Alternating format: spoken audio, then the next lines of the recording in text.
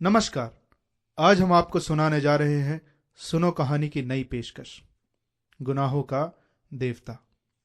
तो चलिए सुनते हैं गुनाहों का देवता का पहला भाग। अगर पुराने जमाने की नगर देवता की और ग्राम देवता की कल्पनाएं आज भी मान्य होती तो मैं कहता कि इलाहाबाद का नगर देवता जरूर कोई रोमांटिक कलाकार है। ऐसा लगता है कि इस शहर की बनावट, गठन, जिंदगी और रहन सहन में कोई बंधे बंधाए नियम नहीं, कहीं कोई कसाव नहीं। हर जगह एक स्वच्छंद खुलाव, एक बिखरी हुई सी अनियमितता। बनारस की गलियों से भी पतली गलियां और लखनऊ की सड़कों से चौड़ी सड़कें, यॉर्कशायर और ब्राइटन के उपनगरों का मुकाबला करने वाले सिविल लाइंस और दलदलों की गंदगी को मात करने वाले मोहल्ले। मौसम में भी कहीं कोई सम नहीं, कोई संतुलन नहीं। सुबह मलियजी, दोपहरे अंगारी, तो शामें रेशमी। धरती ऐसी कि सहारा के रेगिस्तान की तरह बालू भी मिले, मालवा की तरह हरे भरे खेत भी मिले और ऊसर और परती की भी कमी नहीं। सचमुच लगता है कि प्रयाग का नगर देवता स्वर्ग कुंजों से निर्वासित कोई मनमौजी कलाकार है, जिसके सृजन में हर रंग के डोर हैं। और चाहे जो हो, नगर इधर क्वार, कार्तिक तथा उधर वसंत के बाद और होली के बीच के मौसम से इलाहाबाद का वातावरण नस्टर्शियम और पेंजी के फूलों से भी ज्यादा खूबसूरत और आम के बेरों की खुशबू से भी ज्यादा महकदार होता है। सिविल लाइन्स हो या अल्फ्रेड पार्क, गंगा तट हो या खुसरो बाग, लगता है कि हवा एक नटखट दोशीजा की तरह कलियों के आंचल और लहरों के मिजाज से छेड़खानी करती चलती है। और अगर आप सर्दी से बहुत नहीं डरते तो आप जरा एक ओवरकोट डालकर सुबह सुबह घूमने निकल जाएं तो इन खुली हुई जगहों की फिजा इठलाकर आपको अपने जादू में बांध लेगी। खास तौर से पांव फटने के पहले तो आपको एक बिल्कुल नई अनुभूति होगी। वसंत के नए नए मौसमी फूलों के रंग से मुकाबला करने वाली हल्की सुनहली बाल सूर्य की उंगलियां सुबह की राजकुमारी की गुलाबी वक्ष पर बिखरे हुए भौराले गेंसुओं को धीरे धीरे हटाती जाती है और क्षितिज पर सुनहली तरुणाई बिखर पड़ती है। एक ऐसी ही खुशनुमा सुबह थी और जिसकी कहानी मैं कहने जा रहा हूं वह सुबह से भी ज्यादा मासूम युवक प्रभाती गाकर फूलों को जगाने वाले देवदूत की तरह अल्फ्रेड पार्क के लॉन पर फूलों की सरजमी के किनारे किनारे घूम रहा था। कत्थई स्वीट पी के रंग का पश्मीने का लंबा कोट, जिसका एक कॉलर उठा हुआ था और दूसरे कॉलर में सरों की एक पत्ती बटन होल में लगी हुई थी। सफेद मक्खन जीन का पतला पैंट और पैरों में सफेद जरी की पेशावरी सैंडलें। भरा हुआ गोरा चेहरा और ऊंचे चमकते हुए माथे पर झूलती हुई एक रूखी भूरी लटाम। चलते चलते उसने एक रंग बिरंगी गुच्छा इकट्ठा कर लिया था और रह रहकर वह उसे सूंघ लेता। पूरब के आसमान की गुलाबी पंखुड़ियां बिखरने लगी थी और सुनहले पराग की एक बौछार सुबह के ताजे फूलों पर बिछ रही थी। अरे, सुबह हो गई, उसने चौंक कर कहा और पास की एक बेंच पर बैठ गया। सामने से एक माली आ रहा था। क्यों जी, लाइब्रेरी खुल गई? अभी नहीं बाबूजी, उसने जवाब दिया। वह फिर संतोष से बैठ गया और फूलों की पंखुड़ियां नोचकर नीचे फेंकने लगा। जमीन पर बिछाने वाली सोने की चादर परतों पर परतें बिछाती जा रही थी और पेड़ों की छायाओं का रंग गहराने लगा था। उसकी बेंच के नीचे फूलों की चुनी हुई पत्तियां बिखरी हुई थी और अब उसके पास सिर्फ एक फूल बाकी रह गया था। हल्के फालसाई रंग के उस फूल पर गहरे बैंजनी डोले थे। हेलो कपूर, सहसा किसी ने पीछे से कंधे पर हाथ रखकर कहा। यहां क्या झकमरा रहे हो सुबह सुबह? उसने मुड़कर पीछे देखा। अरे आओ ठाकुर साहब, आओ बैठो यार, लाइब्रेरी खुलने का इंतजार कर रहा हूं। क्यों, यूनिवर्सिटी लाइब्रेरी चाट डाली? अब इसे तो शरीफ लोगों के लिए छोड़ दो। शरीफ लोगों के लिए ही छोड़ रहा हूं। डॉक्टर शुक्ला की लड़की है ना, वह इसकी मेंबर बनना चाहती थी, तो मुझे आना पड़ा। उसी का इंतजार भी कर रहा हूं। डॉक्टर शुक्ला तो पॉलिटिक्स डिपार्टमेंट में है ना? नहीं, गवर्नमेंट साइकोलॉजिकल ब्यूरो में। और तुम पॉलिटिक्स में रिसर्च कर रहे हो? नहीं, इकोनॉमिक्स में। बहुत अच्छे। तो उनकी लड़की को सदस्य बनवाने आए हो? कुछ अजब स्वर में ठाकुर ने कहा। छी! कपूर ने हंसते हुए कुछ अपने को बचाते हुए कहा, यार तुम जानते हो कि मेरा उनसे कितना घरेलू संबंध है। जब से मैं प्रयाग में हूं उन्हीं के सहारे हूं, और आजकल तो उन्हीं के यहां पढ़ता लिखता भी हूं। ठाकुर साहब हंस पड़े। अरे भाई, मैं डॉक्टर शुक्ला को जानता नहीं क्या? उनका सा भला आदमी मिलना मुश्किल है। तुम सफाई व्यर्थ में दे रहे हो। ठाकुर साहब यूनिवर्सिटी के उन विद्यार्थियों में से थे जो बराए नाम विद्यार्थी होते हैं, और कब तक वे यूनिवर्सिटी को सुशोभित करते रहेंगे इसका कोई निश्चय नहीं। एक अच्छे खासे रुपए वाले व्यक्ति थे और घर के ताल्लुकेदार, हसमुख, फप्तियां कसने में मजा लेने वाले, मगर दिल के साफ, निगाह के सच्चे। वे बोले, एक बात तो मैं स्वीकार करता हूं कि तुम्हारी पढ़ाई का सारा श्रेय डॉक्टर शुक्ला को है। तुम्हारे घर वाले तो कुछ खर्चा भेजते नहीं। नहीं, उनसे अलग ही होकर आया था। समझ लो कि इन्होंने किसी न किसी बहाने मदद की है। अच्छा आओ, तब तक लोटस पॉन्ड ही घूम ले, फिर तुम्हारी लाइब्रेरी भी खुल जाएगी।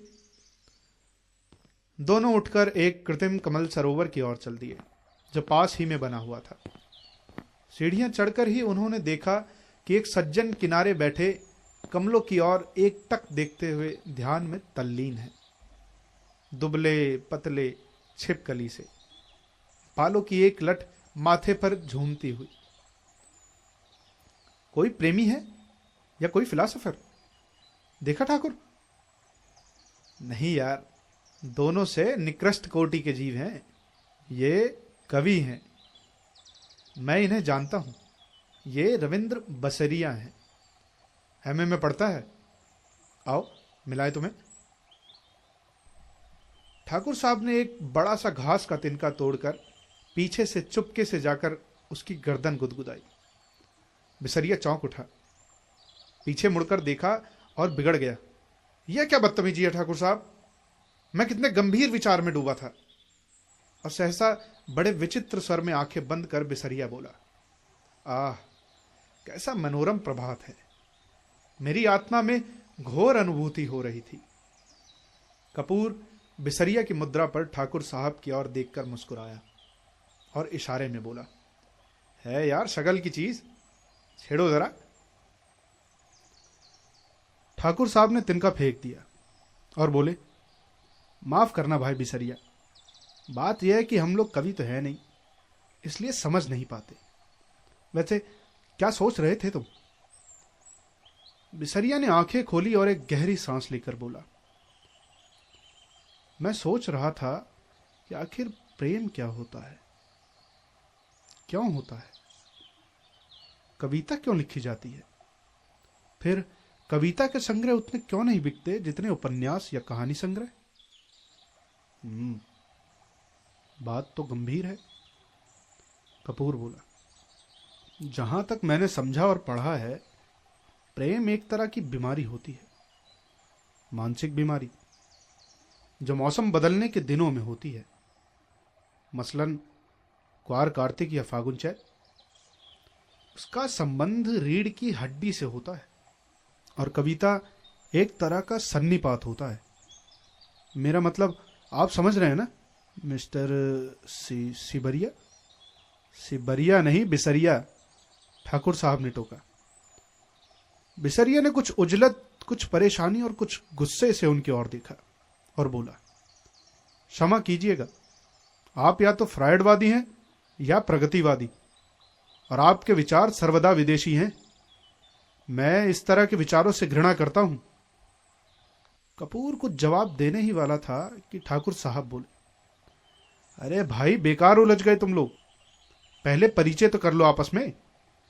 ये हैं श्री चंद्र कुमार कपूर, विश्वविद्यालय में रिसर्च कर रहे हैं।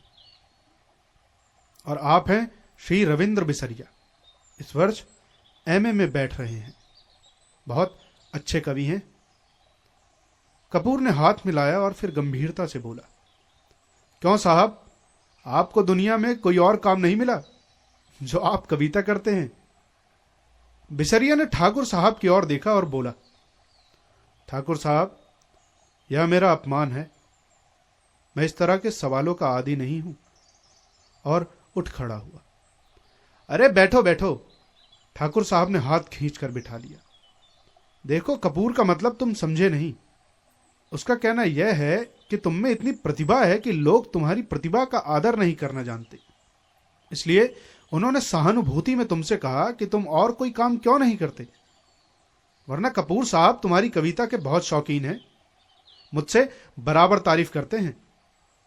बिसरिया पिघल गया और बोला, क्षमा कीजिएगा, मैंने गलत समझा। अब मेरा कविता संग्रह छप रहा है, मैं आपको अवश्य भेंट करूंगा। और फिर बिसरिया ठाकुर साहब की ओर मुड़कर बोला, अब लोग मेरी कविताओं की इतनी मांग करते हैं कि मैं परेशान हो गया हूं। अभी कल त्रिवेणी के संपादक मिले, कहने लगे अपना चित्र दे दो। मैंने कहा कि कोई चित्र नहीं है, तो पीछे पड़ गए। आखिरकार मैंने आइडेंटिटी कार्ड उठाकर दे दिया। वाह, कपूर बोला, मान गए आपको हम। तो आप राष्ट्रीय कविताएं लिखते हैं या प्रेम की? जब जैसा अवसर हो, ठाकुर साहब ने जड़ दिया।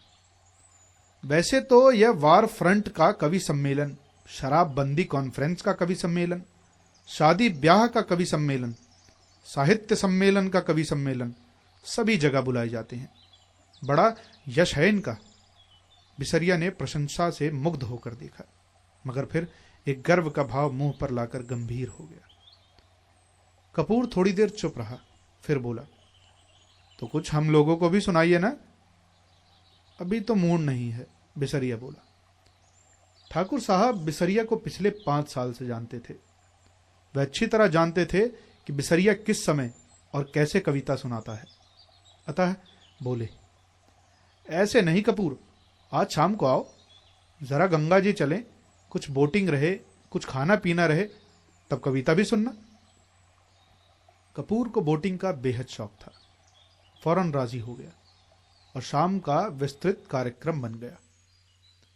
इतने में एक कार उधर से लाइब्रेरी की ओर गुजरी। कपूर ने देखा और बोला, अच्छा ठाकुर साहब, मुझे तो इजाजत दीजिए, अब चलूं लाइब्रेरी में। वो लोग आ गए। आप कहां चल रहे हैं? मैं जरा जिम खाने की ओर जा रहा हूं। अच्छा भाई, तो शाम को पक्की रही? बिल्कुल पक्की, कपूर बोला और चल दिया। लाइब्रेरी के पोर्टिको में एक कार रुकी थी और उसके अंदर ही डॉक्टर साहब की लड़की बैठी थी। क्यों सुधा, अंदर क्यों बैठी हो? तुम्हें ही देख रही थी चंदर। और वह उतर आई, दुबली पतली नाटी सी साधारण सी लड़की, बहुत सुंदर नहीं, केवल सुंदर, लेकिन बातचीत में बहुत दुलारी। चलो अंदर चलो, चंदर ने कहा। वह आगे बढ़ी, फिर ठिठक गई और बोली, चंदर, एक आदमी को 4 किताबें मिलती हैं? हाँ, क्यों? तो उसने बड़े भोलेपन से मुस्कुराते हुए कहा, तो तुम अपने नाम से मेंबर बन जाओ और 2 किताबें हमें दे दिया करो, बस। ज्यादा का हम क्या करेंगे? नहीं, चंदर हंसा, तुम्हारा तो दिमाग खराब है, खुद क्यों नहीं बनती मेंबर? नहीं, हमें शर्म लगती है, तुम बन जाओ मेंबर हमारी जगह पर। पगली कहीं की। चंदर ने उसका कंधा पकड़कर आगे ले चलते हुए कहा, वाह रे शर्म, अभी कल ब्याह होगा तो कहना हमारी जगह तुम बैठ जाओ चंदर। कॉलेज में पहुंच गई लड़की, अभी शर्म नहीं छूटती इसकी, चल अंदर। और वह हिचकती ठिठकती झेपती और मुड़ मुड़ कर चंदर की ओर रूठी हुई निगाहों से देखते हुए अंदर चली गई। थोड़ी देर बाद सुधा 4 किताबें लादे हुए निकली। कपूर ने कहा, लाओ मैं ले लूं। तो बांस की पतली टहनी की तरह लहरा कर बोली, सदस्य मैं हूं, तुम्हें क्यों दूं किताबें? और जाकर कार के अंदर किताबें पटक दी। फिर बोली, आओ बैठो चंदर, मैं अब घर जाऊंगा। ये देखो। और उसने भीतर से कागज का एक बंडल निकाला और बोली, देखो ये पापा ने तुम्हारे लिए दिया है। लखनऊ में कॉन्फ्रेंस है ना, वहीं पढ़ने के लिए यह निबंध लिखा है उन्होंने। शाम तक यह टाइप हो जाना चाहिए। जहां संख्याएं हैं वहां खुद आपको बैठकर बोलना होगा, समझे जनाब? उसने बिल्कुल अलहड़ बच्चों की तरह गर्दन हिलाकर शोक स्वरों में कहा। कपूर ने बंडल ले लिया और कुछ सोचता हुआ बोला, लेकिन डॉक्टर साहब का हस्तलेख, इतने पृष्ठ शाम तक कौन टाइप कर देगा? इसका भी इंतजाम है। और अपने ब्लाउज में से एक पत्र निकालकर चंद्र के हाथ में देते हुए बोली, यह कोई पापा की पुरानी ईसाई छात्रा है, टाइपिस्ट है। इसके घर मैं तुम्हें पहुंचाई देती हूँ। मुखर्जी रोड पर रहती है ये, उसी के यहाँ टाइप करवा लेना और यह खत उसे दे देना। लेकिन अभी मैंने चाय नहीं पी। समझ गए। अब तुम सोच रहे होगे कि इसी बहाने सुधा तुम्हें चाय भी पिला देगी। सो मेरा काम नहीं है जो मैं चाय पिलाऊं, पापा का काम है ये। चलो आओ। चंदर जाकर भीतर बैठ गया और किताबें उठाकर देखने लगा। अरे, चारों कविता की किताबें उठा लाई। समझ में आएंगी तुम्हारे? क्यों सुधा? नहीं, चिढ़ाते हुए सुधा बोली, तुम कहो तुम्हें समझा दें। इकोनॉमिक्स पढ़ने वाले क्या जाने साहित्य। अरे मुखर्जी रोड पर ले चलो ड्राइवर। चंदर बोला। इधर कहां चल रहे हो? नहीं, पहले घर चलो। सुधा बोली, चाय पी लो तब जाना। नहीं, मैं चाय नहीं पीऊंगा। चंदर बोला, चाय नहीं पीऊंगा? वाह। सुधा की हंसी में दूधिया बचपन छलक उठा। मुंह तो सूख कर गोभी हो रहा है, चाय नहीं पिएंगे। बंगला आया तो सुधा ने महाराजिन से चाय बनाने के लिए कहा और चंदर को स्टडी रूम में बिठाकर प्याले निकालने के लिए चल दी। वैसे तो यह घर, यह परिवार चंद्र कपूर का अपना हो चुका था जब से वह अपनी मां से झगड़कर प्रयाग भाग आया था पढ़ने के लिए।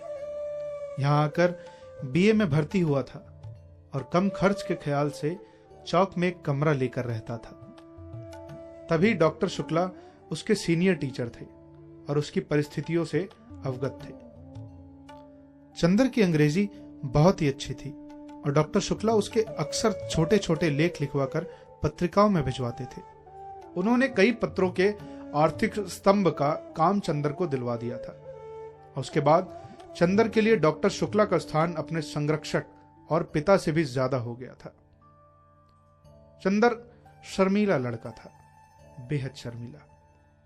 कभी उसने यूनिवर्सिटी के वजीफे के लिए भी कोशिश नहीं की थी, लेकिन जब बीए में वह सारी यूनिवर्सिटी में सर्वप्रथम आया तो स्वयं इकोनॉमिक्स विभाग ने उसे यूनिवर्सिटी के आर्थिक प्रकाशनों का वैतनिक संपादक बना दिया। एमए में भी वह सर्वप्रथम आया और उसके बाद उसने रिसर्च ले ली।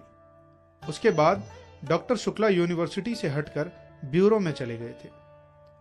अगर सच पूछा जाए तो उसके सारे कैरियर का श्रेय डॉक्टर शुक्ला को था, जिन्होंने हमेशा उसकी हिम्मत बढ़ाई और उसको अपने लड़के से बढ़कर माना। अपनी सारी मदद के बावजूद डॉक्टर शुक्ला ने उससे इतना अपनापन बनाए रखा कि कैसे धीरे धीरे चंदर सारी गैरियत खो बैठा, यह उसे खुद नहीं मालूम। यह बंगला, इसके कमरे, इसके लॉन, इसकी किताबें, इसके निवासी, सभी कुछ जैसे उसके अपने थे और सभी का उससे जाने कितने जन्मों का संबंध था। और यह नन्ही दुबली पतली रंगीन चंद्र किरण सी सुधा जब आज से वर्षों पहले यह 7वीं पास करके अपनी बुआ के पास से यहां आई थी, तब से लेकर आज तक कैसे वह भी चंदर की अपनी होती गई थी, इसे चंदर खुद नहीं जानता था। जब वह आई थी तब वह बहुत शर्मीली थी, बहुत भोली थी। 8वीं में पढ़ने के बावजूद वह खाना खाते वक्त रोती थी, मचलती थी तो अपनी कॉपी फाड़ डालती थी। और जब तक डॉक्टर साहब उसे गोद में बिठाकर नहीं मनाते थे, वह स्कूल नहीं जाती थी।